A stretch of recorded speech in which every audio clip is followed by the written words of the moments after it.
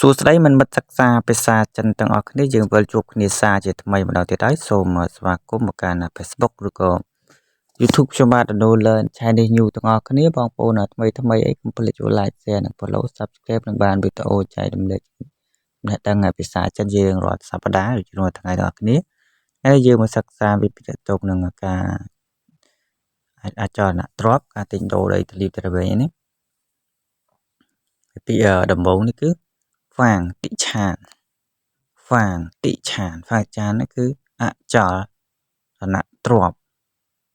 ឬការទិញដូរដីធ្លីអចលរណទ្របហ្វាងតិឆានបន្តទៅនេះគឺរន់ខានេះគឺប្លង់ទុនរន់ខាប្លង់ទុនក្នុងការទិញដីធ្លីវាមានប្លង់រឹងនិងប្លង់ទុនហ្នឹង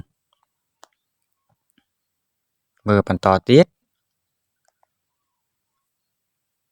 ទៅនេះគឺឈូជូនឹងប្រែថាជួលផ្ទះណាគឺការជួលផ្ទះឈូជូជួលឬក៏ជួលផ្ទះកន្លែងស្នាក់នៅអញ្ចឹងទៅឈូជូមើលបន្តទៀតនេះគឺផ្ទះវែងណាអ្នកគ្នាហ្វាងអ៊ូផ្ទះវែងយើងជួលស្នាក់នៅកម្មករផ្សេងជួលគឺហ្វាងអ៊ូមើលបន្តទៀតនេះគឺខុនដូឬក៏អាផាតមិន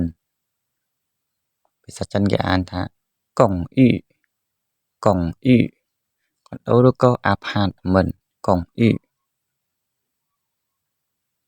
មើលបន្តទៀតនេះគឺធូទី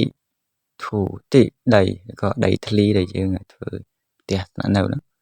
ធូទីដីឬក៏ដីធ្លីសាមញ្ញថាដីធ្លីធូទីមើលពាក្យបន្តទៀតនេះគឺវីឡា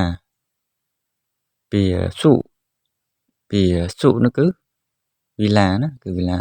ស្នាក់នៅសម្រាប់អ្នកស៊ីវិល័យគាត់ចិត្តនៅ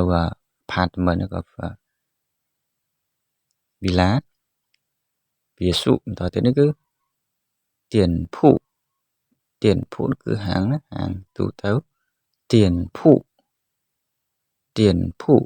គឺហាងមើលបន្តទៀតនេះគឺប្លង់រឹងវិញម្ដងអ៊ីនខាជាស្រ័យអ៊ីនខានឹងគឺ